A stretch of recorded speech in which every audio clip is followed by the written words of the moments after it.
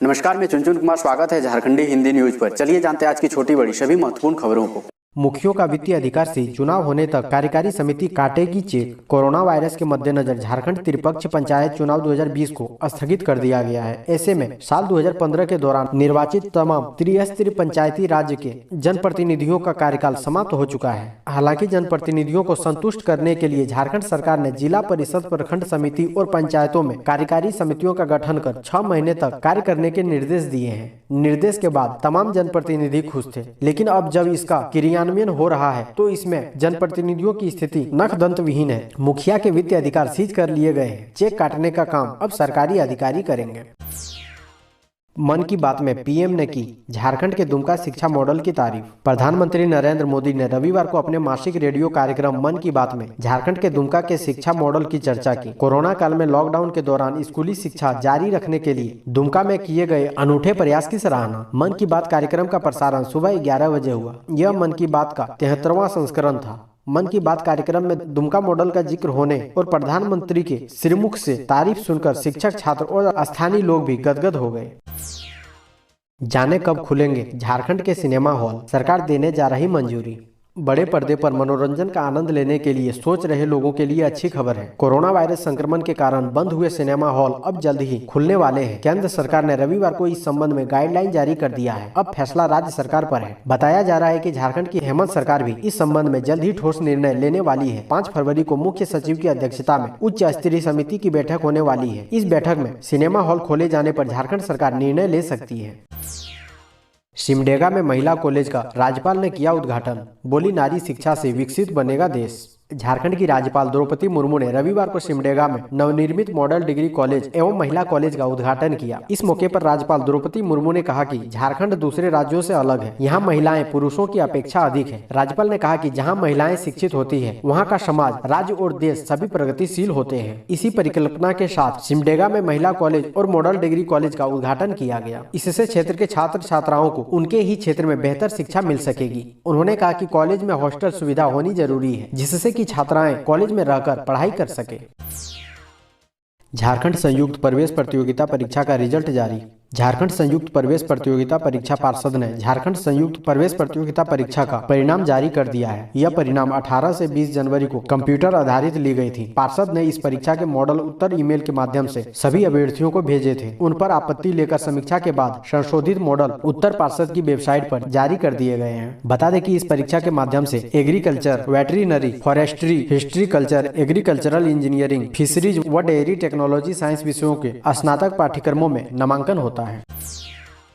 Job के नाम पर रांची से 40,000 में बेची जाती थी लड़कियां। अब तक 500 से ज्यादा का सौदा।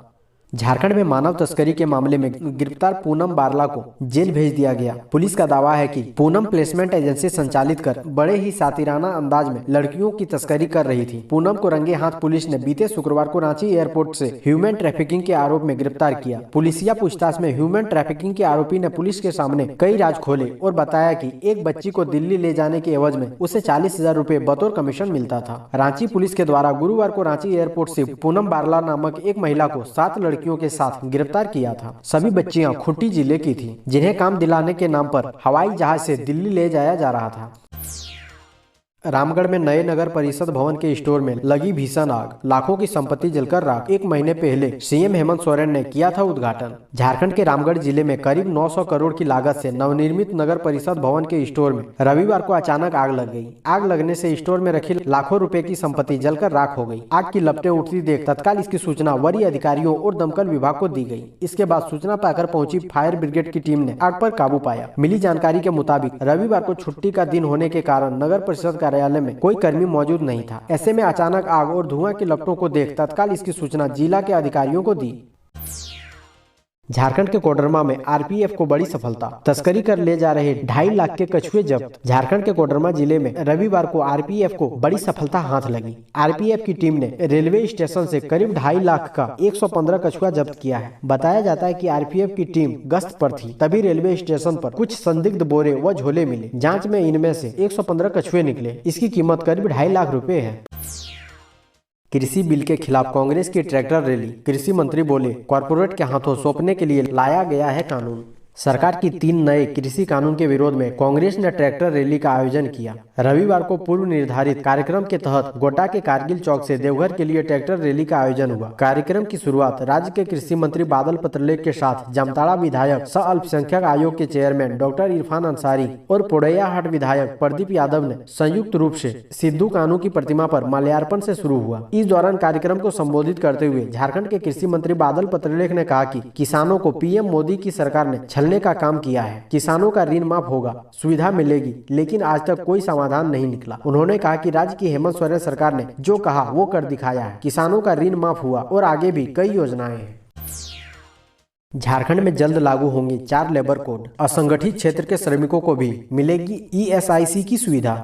जल्द ही झारखंड में भी श्रमिकों के कल्याण और सरकार द्वारा समय समय पर दिए जाने वाले निर्देशों को अमल में लाने के लिए 4 लेबर कोड लागू किए जाएंगे। नए कानून के लागू होने के बाद राज्य में असंगठित क्षेत्र के श्रमिकों को भी ईएसआईसी की भी सुविधा मिलने लगेगी। नए कानून में श्रमिक हित में कई अन्य सुविधाओं का भी प्रावधान है। मुख्यमंत्री हेमंत सोरेन के निर्देश पर श्रम विभाग ने नए कानून का ड्राफ्ट तैयार किया है। गौरतलब है कि देश में अब तक झारखंड सहित 8 राज्यों ने इस कानून को लागू करने पर सहमति जताई है। 4 नए लेबर कोड में occupational safety, health and working condition code, industrial relation code, social security code और वेज कोड शामिल है। भाजपा ने कहा रैली में एक भी किसान नहीं। पोड़ैयाहाट विधायक प्रदीप यादव की अगुवाई में निकाली गई ट्रैक्टर रैली पर भाजपा ने तीखी प्रतिक्रिया व्यक्त की है। पोड़ैयाहाट के पूर्व विधायक सह भाजपा नेता प्रशांत मंडल ने कहा कि रैली में बालू ट्रैक्टरों की भीड़ जुटाई गई। रैली में एक भी किसान नहीं थे। इससे यह साबित हो जाता है कि गोड्डा में विधायक प्रदीप यादव के संरक्षण में ही बालू की अवैध ढुलाई की जाती है। उन्होंने कहा कि राज्य सरकार को अगर किसानों की चिंता है तो 15 फरवरी से धान की खरीद बंद नहीं की जाती। इधर भाजपा जिला अध्यक्ष राजीव मेहता ने कहा कि कांग्रेस पार्टी की ओर से आयोजित ट्रैक्टर रैली में झारखंड प्रदेश के कृषि मंत्री बादल पत्रलेख व विधायक प्रदीप यादव की ओर से रैली के नाम पर नौटंकी की गई है। कृषि कानून के खिलाफ गरीब किसानों के साथ एक भद्दा मजाक है। कोहरे की वजह से ट्रेनें प्रभावित, संपूर्ण क्रांति और श्रमजीवी समेत बिहार की ये 9 जोड़ी ट्रेनों के फेरे कम। बिहार की राजधानी पटना समेत पूर्व मध्य रेल में चलने वाली 9 जोड़ी ट्रेनों के फेरे के दिनों में कमी की गई है। कोहरे को देखते हुए यह निर्णय लिया गया है। पूर्व मध्य रेल की मुख्य यात्री परिचालन प्रबंधन ने इस संबंध में सूचना जारी कर दी है। पटना से हावड़ा के बीच चलने वाली स्पेशल संपूर्ण क्रांति ट्रेन फरवरी महीने में प्रत्येक गुरुवार को रद्द रहेगी। फरवरी में प्रत्येक गुरुवार को यह ट्रेन पटना और हावड़ा से नहीं खुलेगी। वहीं राजेंद्र नगर से नई दिल्ली जाने वाली संपूर्ण क्रांति स्पेशल ट्रेन फरवरी महीने में प्रत्येक बुधवार को रद्द रहेगी। इस दिन से खुलेंगे कक्षा 6 से 9 के स्कूल। सरकार लेने जा रही है बड़ा फैसला। झारखंड में 10वीं और 12वीं की कक्षाएं शुरू होने के बाद अब जूनियर क्लास शुरू करने की तैयारी चल रही है। कक्षाएं इसी सत्र से शुरू किया जाएगा। इन स्कूलों में कक्षा 6 से लेकर 12वीं तक के स्कूल शामिल होंगे। कोरोना वायरस के संक्रमण को लेकर अब खतरा काफी कम हुआ है। इसके बाद कम से कम 6ठी कक्षा के छात्र स्कूल आ सकते हैं। वहीं शिक्षा विभाग इस मामले में 6ठी से 12वीं कक्षा शुरू करने को लेकर शिक्षकों से राय ले रहा है। 10वीं और 12वीं की कक्षाओं के दौरान कोविड नियमों का पालन किया जा रहा है। पढ़ाई के दौरान शारीरिक दूरी का ख्याल रखा जा रहा है और मास्क और सैनिटाइजर का इस्तेमाल किया जा रहा है। अभी तक इन कक्षाओं के दौरान किसी भी तरह के संक्रमण का खतरा नहीं देखा गया है। साथ ही कोविड नियमों का पालन कर छात्र छात्राएं स्कूलों में सामान्य रूप से अध्ययन कर रहे हैं। मंत्री रामेश्वर उरांव के बिहारी मड़वारी भर गए वाले मामले से सियासी उबाल। सर्दी में झारखंड का पारा गर्म। कांग्रेस के प्रदेश अध्यक्ष एवं वित्त मंत्री रामेश्वर उरांव की बिहारी व मारवाड़ी समाज के संदर्भ में की गई टिप्पणी से राज्य में सियासी उफान आ गया है। मुख्य विपक्षी दल भाजपा ने तो कांग्रेस के प्रदेश अध्यक्ष के बयान पर कड़ी प्रतिक्रिया व्यक्त की ही है। सत्ता पक्ष भी उनसे खफा नजर आ रहा है। रविवार को इंटरनेशनल मीडिया पर भी रामेश्वर उरांव के बयान को लेकर दिन भर कट्टू प्रतिक्रिया देखने को मिली। भाजपा के प्रदेश महामंत्री आदित्य साहू ने रामेश्वर उरांव के बयान पर कड़ी प्रतिक्रिया देते हुए कहा कि संविधान की शपथ खाने वाले आज उसकी अवमानना कर रहे हैं। उन्होंने कहा कि मुख्यमंत्री हेमंत सोरेन और कांग्रेस के प्रदेश प्रभारी आरपीएन सिंह को इसका जवाब देना चाहिए। झारखंड में सर्द हवा से बढ़ी ठंड। मौसम विभाग ने जारी किया येलो अलर्ट। झारखंड में सर्द हवाओं के कारण ठंड बढ़ गई है। इसके चलते आने वाले 2 दिन में न्यूनतम तापमान में 2 डिग्री तक की गिरावट के आसार है। इस संबंध में मौसम विभाग ने येलो अलर्ट जारी किया है। विभाग ने 2 दिन तक शीतलहर चलने को लेकर आम लोगों से एहतियात बरतने का आग्रह किया है। अलर्ट के मुताबिक 1 फरवरी को रांची समेत डाल्टनगंज, गढ़वा, लातेहार, चतरा, कोडरमा, रामगढ़, गुमला, बोकारो, पश्चिमी और पूर्वी सिंहभूम, गिरिडीह, चाईबासा और सिमडेगा में शीतलहर चलने की संभावना है। वहीं 2 फरवरी को डाल्टनगंज, गढ़वा, लातेहार, चतरा, कोडरमा, रामगढ़, रांची और गिरिडीह में शीतलहर चलने के आसार हैं। चकुलिया पहुंची झारखंड की राज्यपाल द्रौपदी मुर्मू। बोली अधिक से अधिक लोग गौ पालन से जुड़े। झारखंड की राज्यपाल द्रौपदी मुर्मू रविवार को पूर्वी सिंहभूम जिला अंतर्गत चकुलिया पहुंची। यहां उन्होंने कोलकाता पिंजरा पोल सोसाइटी की चकुलिया गौशाला शाखा में पुरुषोत्तम दास झुनझुनवाला की प्रतिमा का अनावरण किया। इससे पहले उन्होंने गो परिक्रमा कर गाय को चारा और गुड़ खिलाया। प्रतिमा अनावरण के बाद राज्यपाल ने सभी गो भक्तों को संबोधित किया। राज्यपाल द्रौपदी मुर्मू ने कहा कि चकुलिया गौशाला कमेटी की ओर से प्रतिमा का अनावरण किया जाना सराहनीय कार्य है। उनकी प्रतिमा लोगों को उनके पद चिन्हों पर चलने के लिए सदैव प्रेरित करती रहेगी। प्राकृतिक को विनाश से बचाने के लिए गाय की रक्षा जरूरी है।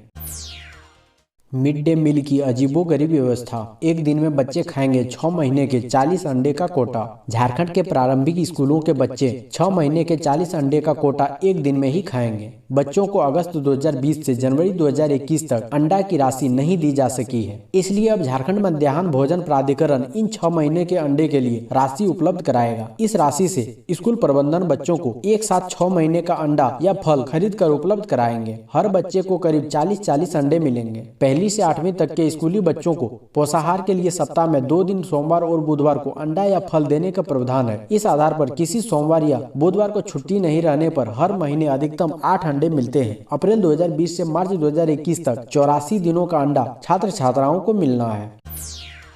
डॉक्टर इरफान अंसारी ने कहा, दुमका की हर पंचायत में खोली जाए लाइब्रेरी। झारखंड विधानसभा की पुस्तकालय कमेटी के चेयरमैन डॉक्टर इरफान अंसारी की अगुवाई में रविवार को दुमका परिसदन में संबंधित विभागों के अधिकारियों के साथ समीक्षा बैठक हुई। बैठक में अधिकारियों के अनुपस्थित रहने पर डॉक्टर इरफान ने कड़ा ऐतराज जताते हुए कहा कि यह ठीक परंपरा नहीं है। विधानसभा की कमेटी को गंभीरता से नहीं लिया जाना सही संकेत नहीं है। डॉक्टर इरफान ने कहा कि समीक्षा के क्रम में पता चला कि जिले में लाइब्रेरी काफी कम है, जबकि दुमका सूबे की उप राजधानी है। ऐसे में इसे शिक्षा का हब बनाने की जरूरत है। कहा कि जामताड़ा जैसे जिले में 40 लाइब्रेरी है। लाइब्रेरी के लिए राशि की कोई कमी नहीं है। गांव की कमेटी बनाकर इसे चलाया जाना चाहिए।